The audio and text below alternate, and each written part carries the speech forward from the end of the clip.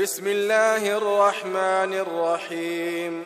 قل أعوذ برب الناس ملك الناس إله الناس من شر الوسواس الخناس الذي يوسوس في صدور الناس من الجنة والناس.